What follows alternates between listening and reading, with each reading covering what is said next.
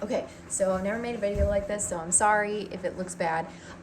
Real quick though, so yeah, I don't have anything against harness. Like, there's nothing wrong. I see the appeal. The problem is they don't work. I'm sorry, but they don't work. I see it all the time. People walking around with their big dogs on harnesses, and they do it because they don't want to choke them. I get it. The problem is your dog should not be pulling. I'm sorry, he should not be pulling on a walk. You want to be able to go out on a walk and have a nice little chill, like him walking by your side. You want that. That's what you want. You do not want him leading you, especially because if they're leading you, you're telling them that they're in charge. They're not in charge. They're the dog. You're the people. You know what's happening. You're supposed to be in charge. So I disagree with your husband a bit.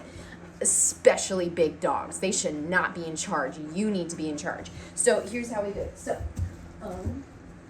Okay. So here's the leash, like you have, that I gave you. I know it looks a little intimidating, but again, so this is the part that tightens, right? And you can see I have that little pink clip that's on there. Extremely, extremely important, okay? I bought these separately and connected them because they are important, especially when you're first starting out. Okay, so I'm gonna use Moses as an example. Mosey, come here. Come here. He's a good boy. Okay, so again, important part. Clip, the first thing that you have to do is clip this guy to the collar. Because the idea is if he slips out of that snoot loop, you got a safety net. So, because if you put it on just the snoot loop and he gets it off, he's gone. Not a good thing. So that is extremely important. Clip it first, always. So at least you have that, always.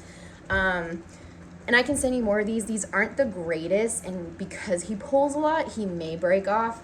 He never has with us, but that's because I just never let him get it off. Okay, and then we loosen it as much as possible, right, for a good amount. You make sure all this clunky stuff is on the back, right, to get you started in it. It's for positioning.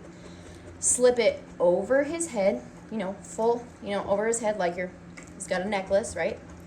Twist it once, just once, and then, I didn't do it big enough. He's got a big snout. Just twist it once, put it over the snout, just like that, and that's how it should fit. Just one twist on the bottom, over the snout like that. And then it should be right behind his ears, right here in the neck, right behind his ears, and you tighten to just right there.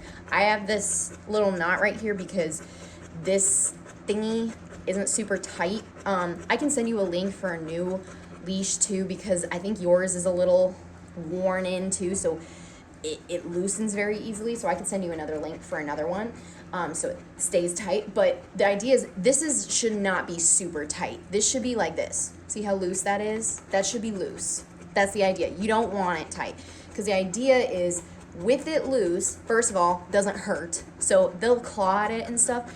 It just feels weird. Okay, it does not hurt. He will be like, ugh! It doesn't hurt. He's okay.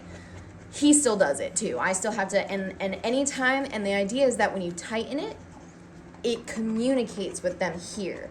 And because it's so close to their face, they have more nerves here, so they pay attention more versus they're not gonna pay attention to that, especially on the harness, not gonna pay attention to that. So, with that all good to go, right? We're all good to go. I'm tightened, I'm clipped in, we're set. So now, come here, buddy. The idea is that he should always be right here at my side. He should never go past here. I'm leading. I lead this walk. He does not. He comes with me. He follows me. And so this is gonna sound stupid, but to start out, literally what I did with Milo every day, we took, and it actually helps, especially when you're gaining confidence, and if you still need to work out, you're not in the greatest shape, this is perfect too. Start really small. Just start small. Honestly, walk just back and forth in front of your lawn. Like, you do it inside to start, and then you start outside. You just slowly do it really slow, little steps. Don't rush yourself. It builds your confidence and his confidence at the same time. Don't worry about it. Because the last thing you want is to go on a big walk like that and be out of control. Because he'll get loose. You can get in a dog, things could go wrong. Take it step by step, just small steps. Don't worry about taking him on a huge walk so immediately, or taking him on hikes and don't worry about that right now. Just learn how to communicate with him. Anyway, so I'm serious, this works. Okay, so he's a little tired. He's been outside all day. Okay, come here. But anyway, okay, he's a bad example. He's tired. I'm gonna switch dogs. This is my sister's puppy. He's not super great with walks right now. Sorry, I don't mean to switch so suddenly on you. But he's actually a good example too because he's still practicing. He's still practicing, so this is a good. All right, so same thing. He's fighting me on it too. So again, same thing. Clip here. Clip first, and my clip fell off, but the clip just goes right in that little ring. Just goes right in that ring. So clip first, put all the junk in the back. Oops. Why is this weird? Hang on. This is all twisted. Anyway, put it in the back, over the head, twist, over the snout. Make sure it's nice and snug, not tight in the back. Tighten it a little bit. He's got some room, right? All right. Now that you're ready for that, first thing I do is, again, he should not cross this line. So to start out your walks, literally just be in front and just walk back and forth. So you walk. You guys, come on, help me out here. Come on, walk with me. Why is he not walking? He's tired too, I'm sorry. And so he's gonna walk, and then you just turn into him. Turn into him. Keep walking, turn into him. Don't be afraid, just turn right into him. Lead him with your body.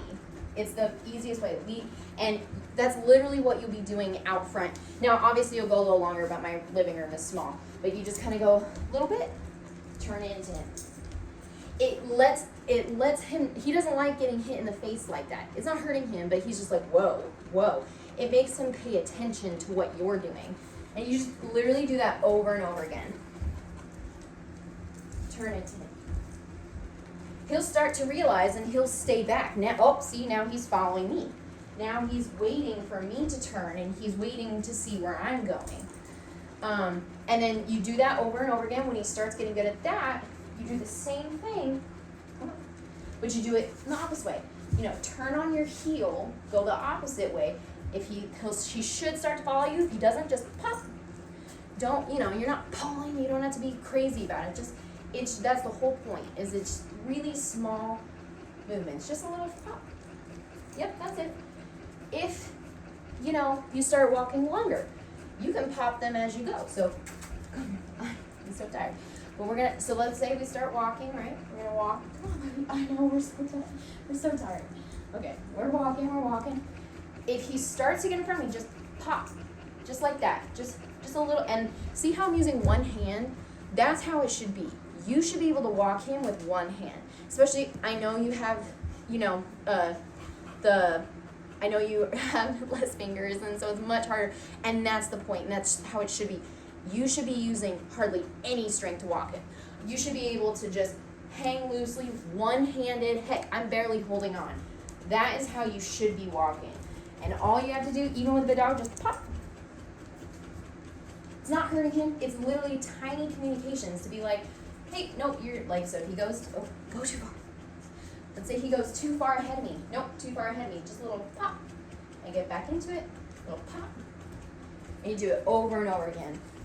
Start there. I know that's a long video, but start there. I know it seems crazy, but my dog, Mose, he was the worst walker. I was not confident in my walks at all. He tugged so hard.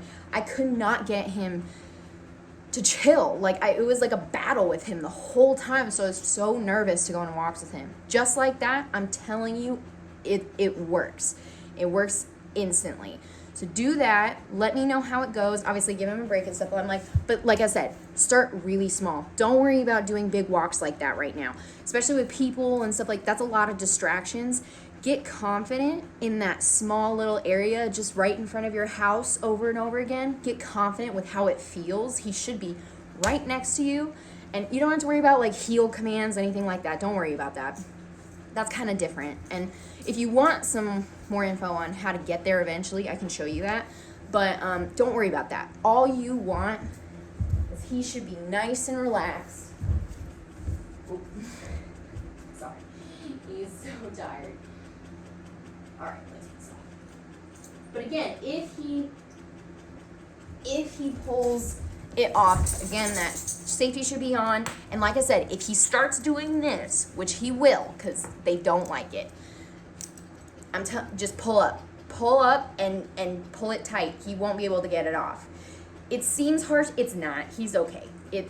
They're fine. They're just like, oh, I don't want it on. They're like a baby. Just tighten it. If he does get it off, again, you just put it right back on. He'll learn eventually that it has to stay on. That's why this is important. Keep this on. But yeah, you should not need 2 leashes. That is not how your walk should be. It should be nice and calm and easy. And a lot of people think, oh, well, like, and you can let them smell and stuff. That's totally fine. Take a stop, take a breather, and I use the word break. And like, but I have him right next to my side almost the whole time. And then when I'm like, hey, this is good, because you want them to smell. You want them to enjoy the scenery.